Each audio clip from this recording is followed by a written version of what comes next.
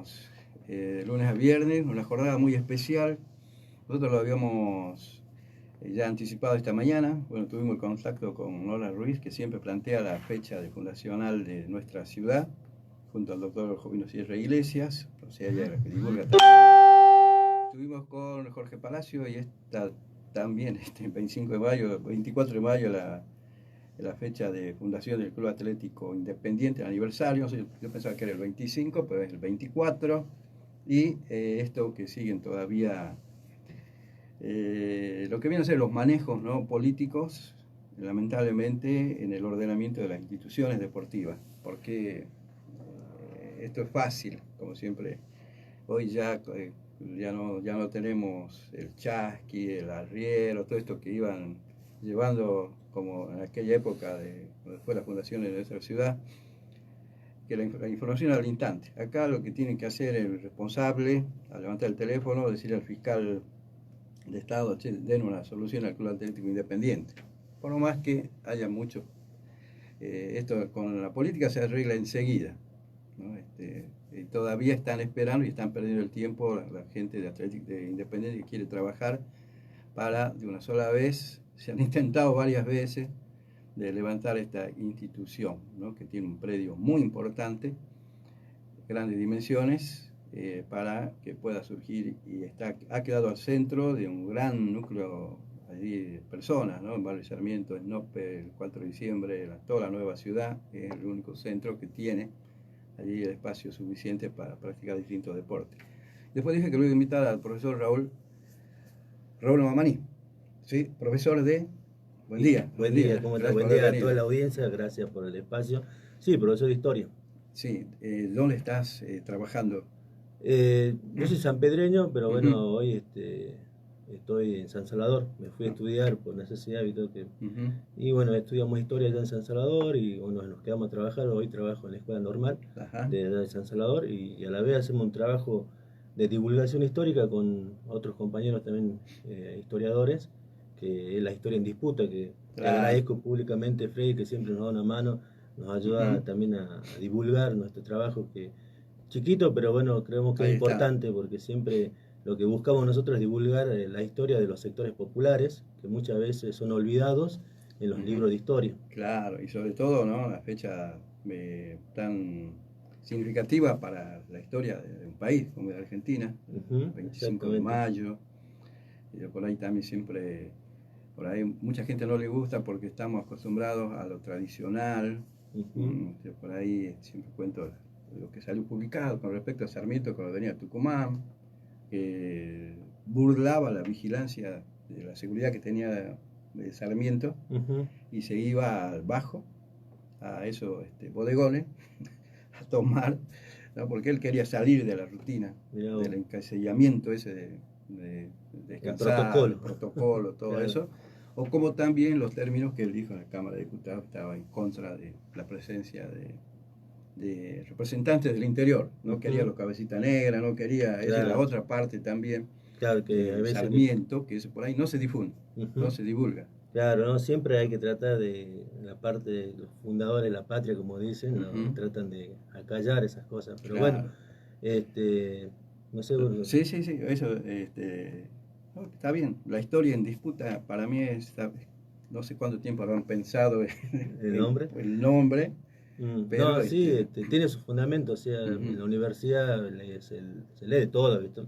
Y había un autor que nos abrió un poco la perspectiva esta de que, así como en el presente hay una disputa constante entre las clases sociales, de aquellos que tienen y los que no tenemos, el pasado también hubo disputa. Y muchas veces cuando vamos a reconstruir ese pasado, hay que disputar también para ver cómo se cuenta y cómo se reconstruye ese pasado. Y creo que esa es una tarea que nosotros nos propusimos como grupo. Y bueno, y estamos tratando de llevar adelante este proyecto a pulmón, como siempre, igual que lo hace vos. Pero bueno, por eso siempre es interesante que nos ayudemos a divulgar y que se pueda llegar. Y hoy, casualmente, uno de esos días que también creemos que es importante hablar un poco de historia. Claro. Y hoy, 25 de mayo, el lanzamiento también, de paso digo, del diario digital. Y hay una columna, hay un espacio que se ha habilitado que está opiniones, y ahí está inserto un trabajo que hizo Raúl con respecto al 25 de mayo, ¿no? Y la otra mirada está de perspectiva. Exactamente, sí, no, bueno, ahí lo que planteamos es también, bueno, una parte de la participación de los sectores populares, pero, o sea, para los que nos están escuchando, no vamos a volver a repetir todo lo que Claro. venimos aprendiendo desde la salita de 3 años, algunos, otros de 5 años como nosotros, pero sí, porque muchas veces se habla de que nació la patria, de que nació un nuevo país, que una parte es real, pero nunca se va a indagar cuáles eran esos objetivos, porque sabemos que se peleaba contra el poder del rey y contra los españoles, pero había motivos de por qué organizarse, y en la escuela nos enseñan que hubo una semana de mayo, que empieza el 22 y termina el 25, claro. Pero en realidad eso es parte de la mitología de todo país que necesita tener para hacerse más grande y toda la historia, pero lo que es mucho más largo el proceso. Y para nosotros empieza en 1806 y más antes también, pero bueno, para tener un punto de referencia con las invasiones inglesas, sí. Donde los que vivían en Buenos Aires, que era la capital del Virreinato de Río de la Plata, que tampoco existía Argentina para ese momento, deciden ponerse ellos al frente y sacarse de encima a los ingleses, porque habían invadido, los ingleses tenían mucha necesidad de mercado. ¿Por qué? Porque había una revolución que estaba avanzando en Europa, que era la francesa, y había bloqueado el continente europeo a los ingleses y no podían ingresar con sus mercancías en plena revolución industrial. Entonces necesitaban mercado, y había sido una de las cosas apuntar hacia el Virreinato de Río de la Plata. Invaden, y bueno, los porteños y mucha gente del interior se arman y arman milicia, porque el poder de ese momento, que era el poder español, estaba totalmente debilitado y no tenía cómo hacer frente a eso. Entonces ahí se organizan las milicias. Hubo 2 invasiones, en 1806 y 1807. Y las dos, bueno, se logra triunfar, pero ahí surge una primera conclusión para esta gente de que ellos podían organizarse y podían tener su propio armamento, porque estaban armados. Claro. Y entonces, porque se dieron cuenta que el poder del rey estaba debilitado, aparte estaban pasando cosas en Europa, ya Napoleón avanza, en 1808 lo toma prisionero a Fernando VII, y bueno, y ahí es donde llega el momento de 1810, pero ya viene un proceso largo, donde no solamente era tener armas, sino que también había ideas. Esas ideas se las hacían a través de periódicos que salían en la época, y fundamentalmente esas ideas eran concretas. Había 2 problemas fundamentales, y muchos más por supuesto, pero vamos a hablar de 2 problemas en ese momento para los que hicieron la revolución, los que lideraron la revolución. Para la revolución participaron muchos sectores, ya vamos a ver también eso, pero fundamentalmente el problema era que había un monopolio comercial. ¿Y quién tenía ese monopolio? Los que trabajaban o los que eran aliados del rey, que eran personas de carne y hueso, que tenían las órdenes solamente ellos comerciar, y que ellos ponían el precio para vender y el precio para comprar. Y era un gran problema, y que no había lo que se conoce como hoy el libre comercio. Claro. Era un monopolio de un par de, muchas veces, comerciantes españoles. Algunas veces había otros que no eran españoles, pero que tenían la autorización por el rey. Y ya ahí hay una primera idea de libre comercio. La idea de libre comercio es de una clase social que estaba surgiendo a nivel mundial, que es la burguesía, que hoy lo conocemos vulgarmente como empresarios.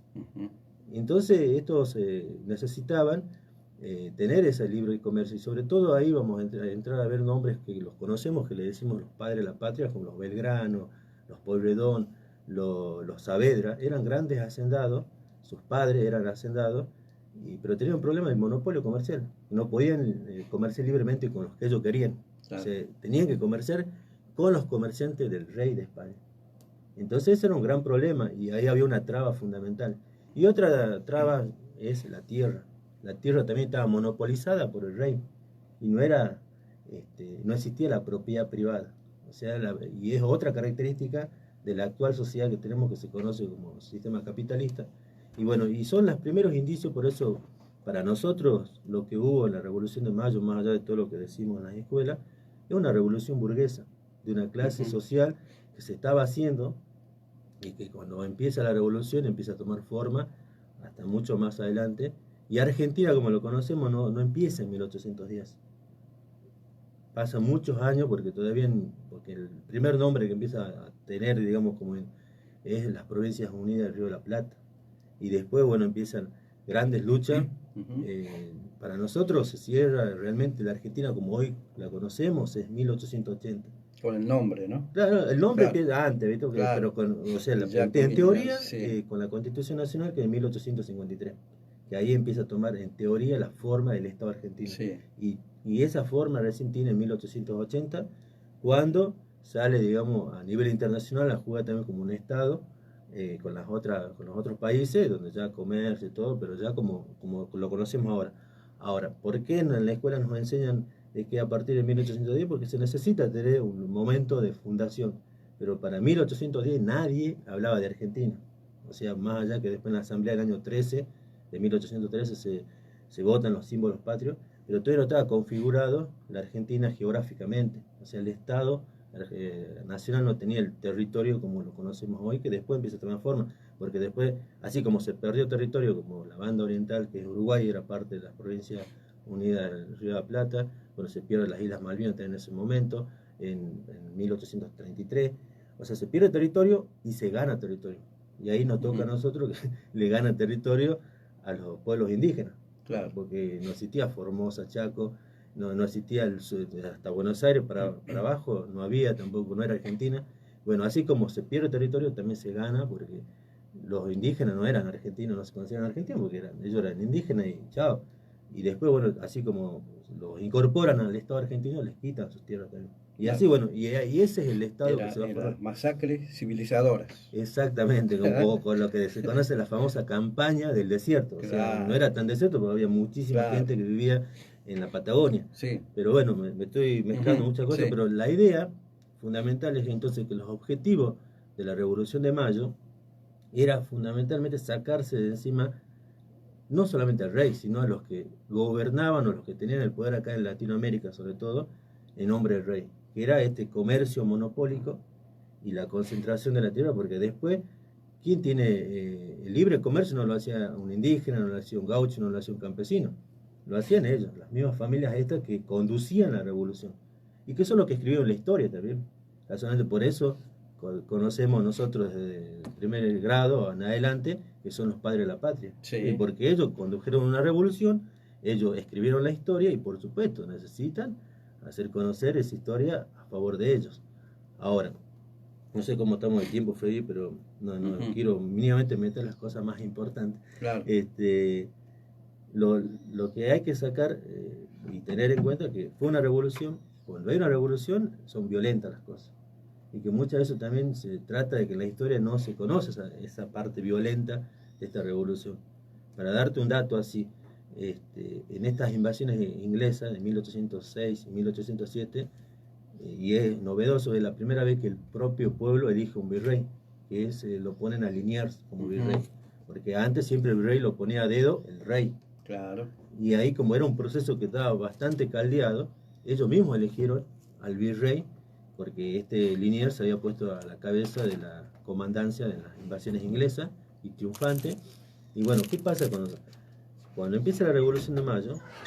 Liniers, que era un héroe para las invasiones inglesas, se pone en contra de los revolucionarios, de Mariano Moreno, de Belgrano, se pone en contra en Córdoba y empieza a armar la contrarrevolución. Y la primera orden que da Mariano Moreno, que había que fusilarlo. Sí. Y que lo terminan fusilando. Así fue. Así fue, lo terminan fusilando, pero ahí está el tema de que hubo una revolución y que las armas no eran solamente para mostrar que había fuerza, sino que era para usarlas. Y lo mismo acá cuando Belgrano hace el éxodo jujeño, él también da el famoso bando de Belgrano, da órdenes así precisas a aquel que se oponía, había que pasarlo por las armas. Y era un proceso revolucionario, o sea, no era tan como nos dicen que nos unimos todos para hacer un nuevo país. Sí, se unieron y había gente que se oponía y gente que pasaba el baraje. O sea que era un proceso revolucionario que había que transformar la sociedad y se transformó. Porque después de que le termina siendo derrotados los españoles, como te decía, las primeras cosas que hacen los revolucionarios es expropiar las tierras del rey y que pasen a mano del Estado y que el Estado las iba a vender. Obvio que las vende, entre ellos se venden, o sea, los que tenían dinero en ese momento eran esas familias que comandaban la revolución. Es por eso también que hoy vemos que la concentración en la tierra son en pocas familias, y que muchas veces esas familias son, por ejemplo, los Bullrich, que han estado en el gobierno anterior, son familias de los Porredón. O sea, del Porredón revolucionario, Martín Porredón, que fue uno de los revolucionarios de 1810, y todos los Bullrich, que tienen bastante tierra, pertenecen a esa familia. Claro. Y bueno, y así podemos encontrar en el árbol genealógico de estas personas que tienen relación con los que hoy a veces tienen poder y otros no. Por supuesto, a lo largo de estos 200 años hay gente que también se hizo poderosa de otra manera, pero siempre el poder está en una clase social que hizo, y que hay que reconocerlo, que fueron valientes, se dieron cuenta que el Estado colonial en ese momento no daba para más, era muy corrupto, había muchas cosas que hoy pareciera que estamos viviendo. Dicen que no se repite la historia porque las personas somos diferentes, pero había muchas cosas como hoy. Por eso es importante esta revolución, por un lado, reconocer quiénes fueron los que hicieron la revolución y por qué necesidad y cuál era su objetivo. Y por otro lado, sacar lecciones. Sí. Cuando hay problemas como lo que pasaban en el 1810 y más para atrás, sí, hay que organizarse, y ahí entran los sectores populares, porque los sectores populares participaron, pero no tenían un programa político, no tenían objetivos. A lo básico tenían los esclavos dejar de ser esclavos, los indígenas dejar de pagar tributo, los gauchos también que no les cobren las tierras donde estaban produciendo, pero no eran objetivos inmediatos, y que realmente era agobiante lo que hacía el rey con toda la gente, pero no había objetivos más allá, como sí lo tenían estos sectores como los Belgrano, los Castelli, los Saavedra. Ellos sí, porque ellos sabían que nunca iban a poder llegar al poder. En el caso de Belgrano, él estudió en Salamanca, era una de las familias más ricas de acá de la zona, y volvió, tenía todos los títulos, pero nunca iba a ocupar un cargo político importante. A lo sumo trabajó en el consulado español, que le dieron trabajo ahí, pero nunca, y sabiendo eso, por eso se suma al bando revolucionario, y hicieron la revolución, y bueno, para tomar ese poder que lo tenían otra clase social, que eran estos comerciantes monopolistas. Claro, y cuando hablamos de esto, ¿no?, de la liberación, de abolir la esclavitud, ¿qué pasó? Terminaron de destruir las tierras, la gente que por allí había comprado, que había combatido, todo como premio te damos tierra, y al esclavo lo único que le daban era el papel, que a partir de las fechas se convertía en una persona libre y nada más. Claro, ¿no? Aparte, o sea, salía con las manos atrás y otra adelante, y muchos prefirieron no tener nada, seguir con la misma familia con la cual a ellos servían. Exactamente. ¿No? Aparte, o sea, en el caso de los esclavos fueron muy complicadas, porque ellos, la primera promesa que le hacían los revolucionarios de Mayo a los esclavos, que iban a conseguir la libertad, pero eran los primeros que los mandaban al frente. O sea, que muchas veces se cree que acá en Argentina no hubo negros, y sí hubo negros. O sea, la población negra no igual que en el caso de Brasil o Uruguay, donde se utilizaba mucho para las plantaciones, pero en el caso nuestro había muchos negros domésticos, o sea, que eran trabajadores domésticos, pero había muchísimos también. Pero ¿por qué desaparecieron en gran mayoría? Porque casi todos murieron en la revolución, porque fueron los que iban en primera línea. En primera línea, porque encima ellos, con esa ansia de conseguir la libertad, y se jugaban al todo. Y otra cosa, que en 1813, cuando se hace la famosa libertad de vientre, que era la libertad de aquel que nacía a partir de 1813 era libre, pero la madre sigue siendo esclava. Y ese niño tenía que vivir con su mamá hasta los 20 las mujeres y hasta los 16 los varones, y todo ese tiempo trabajaban gratis los niños también. O sea, era más de lo mismo, y eso que te daban la libertad eran estos revolucionarios. Estos que a veces que son los padres de la patria, como dicen, pero ayer hablaba con un historiador de Bolivia, y en el caso de los indígenas bolivianos, tributaron hasta principios del siglo XX. O sea, siguieron tributando, y a pesar que ellos participaron en la revolución, porque la revolución de Mayo, por más que nosotros pensamos que es acá en Argentina nomás, fue en toda Latinoamérica, y los del Alto Perú, que hoy es Bolivia, participaron bastante también, tanto a favor de los revolucionarios como a favor del rey, pero participaron esos indígenas. Claro, inclusive ya habían decretado el primer grito de libertad en 1809. Acá, un día como hoy también. Pero 1810. Claro, un día como hoy también en Chuquisaca, en 1809, también se había... Ello fue un antecedente de la Revolución de Mayo también, la Revolución de Chuquisaca y después de La Paz. Pero bueno, en la historia en disputa vamos a tener ahí un artículo casualmente por ese tema en estos días. Eso se emite Están en... Nosotros estamos en una radio en San Salvador, que es la Voz del Cerro 92.1, que ahí hacemos nuestro programa todos los jueves, y después bueno, tenemos un blog donde difundimos todo este material que es un estudio que hacemos nosotros, que también es parte de una investigación, pero más que nada hacemos divulgación. Todavía no estamos yendo a los archivos, pero la idea es empezar también a hacer ese trabajo, porque creo que, como les decía, en relación a la Revolución de Mayo, nosotros los que hoy estamos acá en el presente también tenemos que tratar de conocer ese pasado, y no tal como nos enseñan en la escuela, porque la escuela tiene su objetivo también. Claro. O sea, yo, por ejemplo, soy profesor de historia, y a veces les enseñaba a los chicos que la historia es una ciencia y que se estudia el pasado del hombre. Pero después, cuando llegamos a estos temas, pareciera que el profesor de historia tendría que ser un profesor de patriotismo y no un profesor de historia. Eso yo con mis colegas tengo siempre esa pelea ahí. Nosotros somos profesores de historia y tenemos que enseñar tal como fue la historia. No tratar de exaltar más la cuestión patriótica, porque eso no te hace mal. O sea, para eso ya en la primaria se hizo bastante, porque a veces las maestras, visto que le tienen esa tarea de hacer jurar la bandera y todo. Bueno, por lo menos la otra parte de la formación, enseñamos historia de verdad y no pecamos en nada y contar cómo fueron las cosas, porque no es un invento mío, están en un libro de historia. Casualmente ayer estaba mirando ahí las declaraciones de un pensador español, que él dijo que todo está estructurado, sobre todo aquí, a enseñar a no pensar.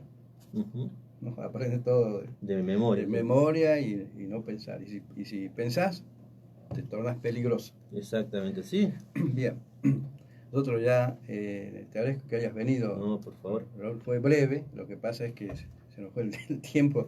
Hoy un programa especial, el de este 25 de mayo, donde hemos salido de lo que siempre hacemos nosotros, las noticias, los contactos, con referido ya a lo que vamos a volver mañana, digamos, por lo menos en este espacio, ya que tuvimos, como decía hace rato, los 25 años de la revista Grito Verde, que ha desaparecido, a la gráfica, pero siguen trabajando. En hora. Sí, después Jorge Palacio también con esto, pro y contra del Club Independiente, y es lo que decíamos, lo que decía Pedrito hace rato, de que mostraban que estaban haciendo cumplir todo lo que es el distanciamiento, pero resulta que en la feria acá no te hacían cumplir, más allá de que el funcionario estaba declarando, estamos haciendo cumplir. A mí me pasó cuando el avión Ramírez era director de tránsito. Estábamos haciendo una nota, y estaba en el exteriores, y él estaba diciendo, estamos haciendo cumplir la prohibición de que circulen de dos y sin casco, y resulta que por la calle detrás de él pasaban todos. ¿No? Claro. O sea, ver la otra parte también es importante, y el aporte que están haciendo, la verdad que a mí me interesó, aún ¿no? Por eso comparto la historia. A muchos no les gusta. No, seguro. No, eso no hay para todos. Sí, los que comparten, los que no comparten, pero es un trabajo gota a gota. Exacto. Como no el gota a gota de allá de pan. No, eso me estaba olvidando. Un gran saludo para los revolucionarios de los sábados, claro, que son de Gomería Díaz, que son ahí dejaron saludos a los compañeros. Y bueno, esperemos que pronto volvamos a jugar a la pelota, que de ahí nos conocemos con Freddy y bueno, con todos los muchachos de Gomería Díaz. O sea, estamos haciendo publicidad ya pero bueno, en realidad se llama el equipo. Y bueno, un saludo para todos y gracias de nuevo, Freddy, por el espacio, al compañero acá. Porque, Pedrito López, número 6 de gimnasia. Ya, muy bien. Encargado de emparejar las canchas. Sí. No, pero bueno, gracias por todo y espero que en algún momento nos vuelvan a invitar a hablar de otro tema también sobre historia. Muchas gracias. Es bastante lindo. Gracias, ¿no? Por haber venido. Nosotros ya regresamos enseguida. Continúan allí con el programa Z-Pop hasta el mediodía. Hasta la 1 se va a quedar hoy Pedrito. Bien, gracias.